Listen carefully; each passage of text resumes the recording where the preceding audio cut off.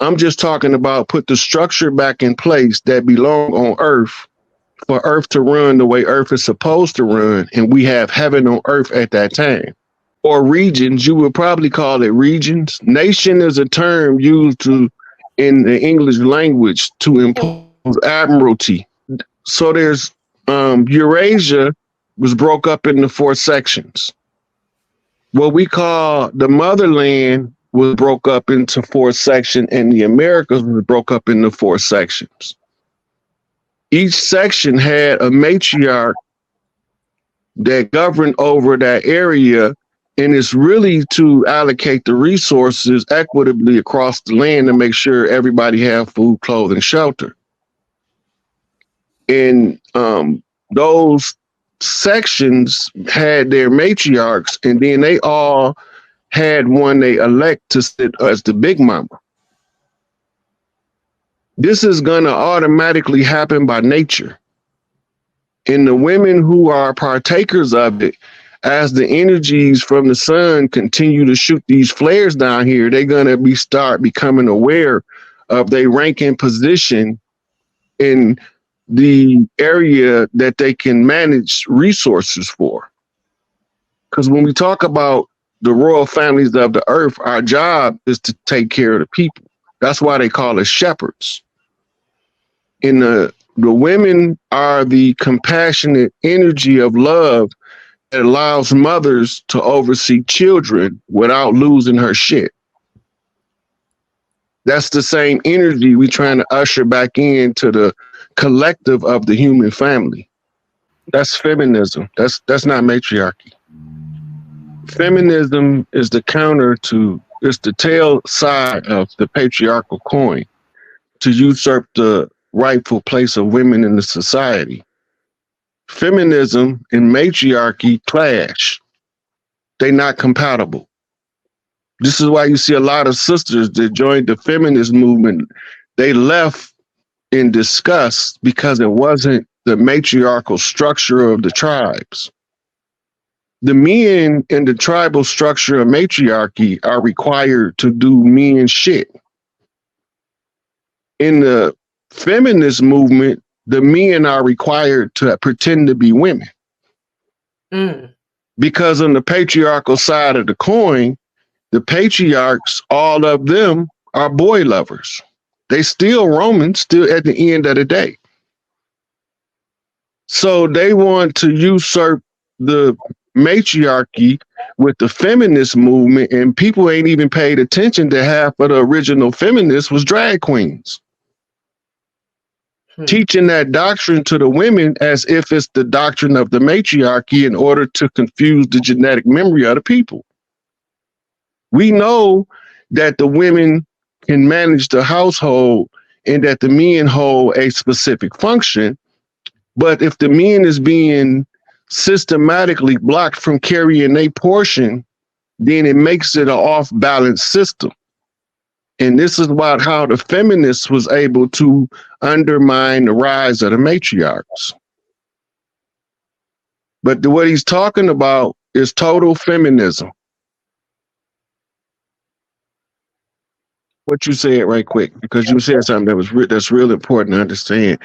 It's not about being on different levels. It's about being on balance. Right. I agree. You remember when you go to Big Mama house for the barbecue, Big Mama is in the kitchen. She cooking collard greens, black-eyed peas, cornbread. But who outside barbecuing? Daddy's outside at that grill. That's Big Papa. That's Uncle Joe. That's Uncle Willie. They out there drinking and talking loud and barbecuing all around the barbecue while Big Mama in the kitchen cooking. That's balance. She can't cook and barbecue at the same time. That's balance. Right? The man is still needed. Who gonna grab that side of beef when we finna feed 250 people and drag it across the field and put it on the fire? That's Big Papa and them job. That's right. Absolutely. And while they out there doing that and chopping firewood for the barbecue, Mom and Auntie them in there wiping snotty noses, changing diapers, giving babies baths that got dirty throughout the day, You know, okay, aunties in the kitchen, weaving like a well-organized machine. We carrying out our family functions to help the family according to our skill set.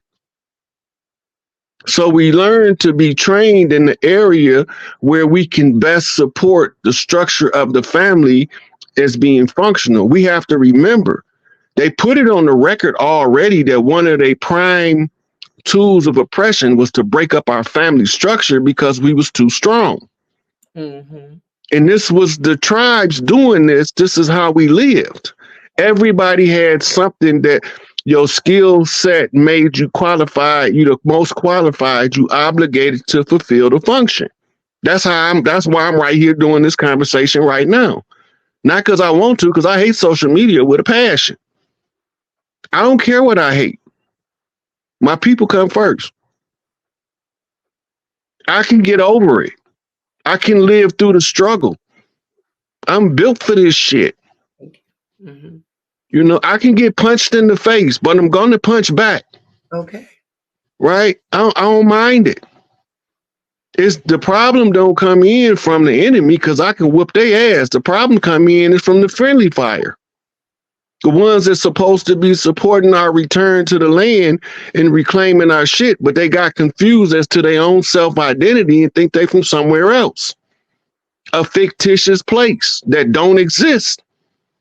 They from ancient Morocco. The word ain't even 500 years old. So how you from ancient Morocco? The word not ancient. You don't have an ancient map that say Morocco. When you pull up a map of the Americas and say what was the lay of the land tribally before 1492, I don't see Morocco on that list of tribes. They all listed. The major tribes across the land are listed from Canada all the way. If you want to, you can go into South America with it. But none of them is called Morocco. None of them is called Moor.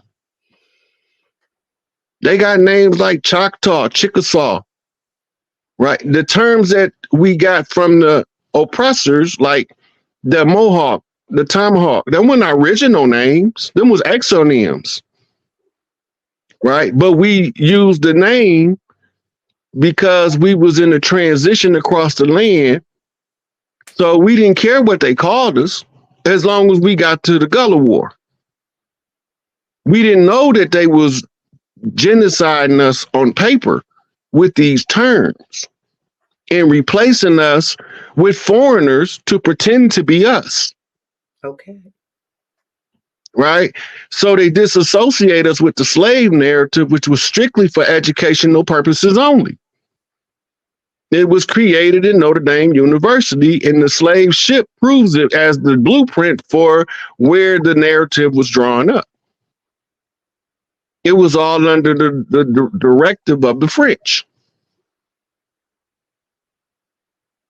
And that's why the Eiffel Tower sits where the Treaty of Peace and Friendship was drawn up. And wasn't no tribal chiefs over there. Not one. We had nothing to do with that shit. That had nothing to do with us. You don't see nobody named Chief nothing on there. You don't even see no L's and Bays on there. Or no Ali's signing that peace treaty. So how is that our history? That's the dogma. Morals and dogma. Albert Pike, remember? The moral people are going to be the righteous people, and the righteous people are the people that's in the position of the right.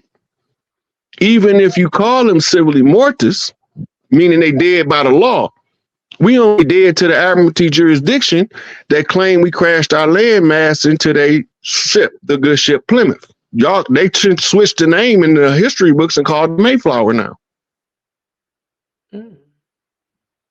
But it's the Plymouth.